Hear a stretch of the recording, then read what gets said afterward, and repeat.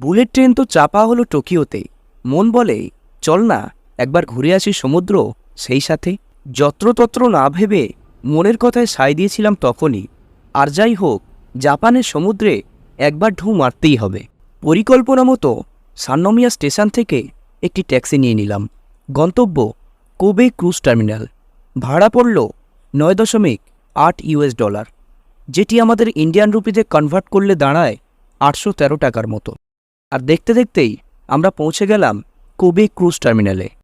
আর আজকে আমাদের সঙ্গে যে ক্রুজটি ছিল তার নাম আসুকা, যেটি দৈর্ঘ্য 241 মিটার এবং প্রস্থ 29.6 মিটার, এবং এটি ধারণ করতে সক্ষম 872 জন প্যাসেঞ্জার সহ 18টি ক্রু মেম্বার, মোট 890 জন। এবং তার সাথে সাথে এই ক্রুজটিতে আছে 436টি কেবিন, যার প্রত্যেকটিতে রয়েছে পার্সোনাল বাথটাব। এবং পাশে যে বোটগুলি দেখতে পাচ্ছেন এগুলি হচ্ছে এমার্জেন্সি বোট।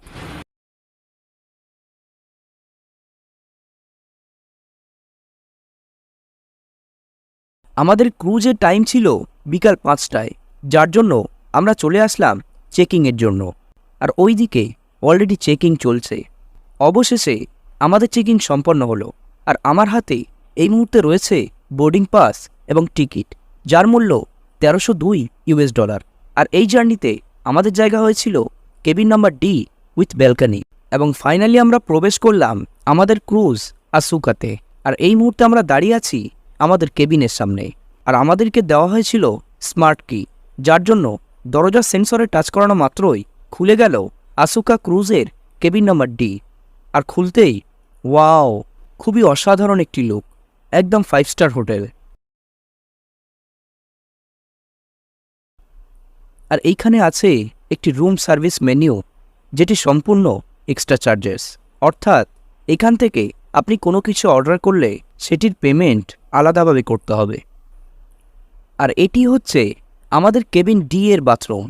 যেমনটি প্রথমেই বলেছি, প্রত্যেকটি কেবিনের সঙ্গে রয়েছে একটি করে পার্সোনাল বাথটাব। আর এটি হচ্ছে আমাদের কেবিন ডি এর বাথটাব, যেটিতে রয়েছে হট এবং কোল্ড ওয়াটার দুটোরই ব্যবস্থা। এবং এখানে আছে বেশ কিছু বডি সোপ এবং শ্যাম্পু। আর এই যে ব্যাগটি দেখছেন এর ভিতরে আছে একটি পরিচ্ছন্ন টাওয়েল। যেমনটি প্রথমেই বলেছিলাম, আমাদের কেবিনের সঙ্গে রয়েছে একটি ব্যালকনি। আর এটি হচ্ছে সেই ব্যালকনি, যেখান থেকে বাইরের সুন্দর দৃশ্য আরও সুন্দর লাগছে। আর এগুলি হচ্ছে সেই সমস্ত লাইফ বোট যেগুলি অপ্রীতিকর সময়ে মানুষের মনে ভরসা যোগায়। তারপর আমরা ফিরে আসলাম কেবিনে এবং আমরা দেখে নিলাম সেফটি ভিডিও, যে কোনো মুহূর্তে কিভাবে আমরা নিজেকে রক্ষা করতে পারি। তারপর আমরা চলে আসলাম ডেক 11-এ। আর এটি হচ্ছে আমাদের ক্রুজের টপ ফ্লোর।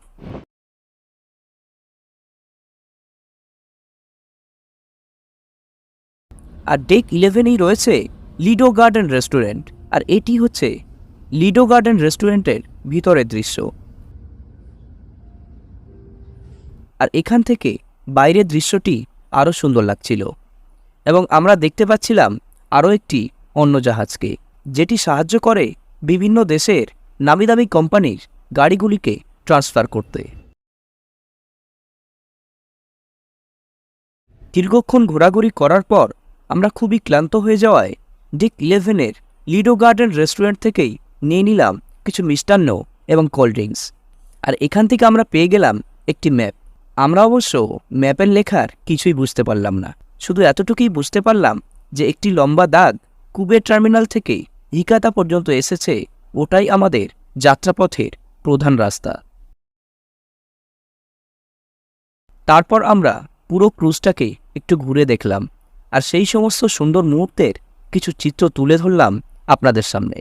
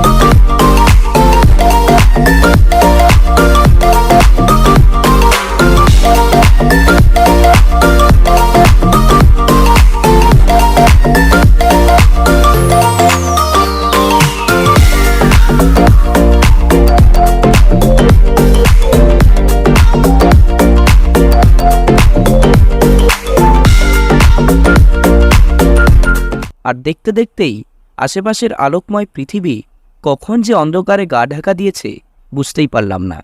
আর তখনই আমরা বুঝতে পারলাম সময় হয়েছে চোখের একটু বিশ্রাম নেওয়ার।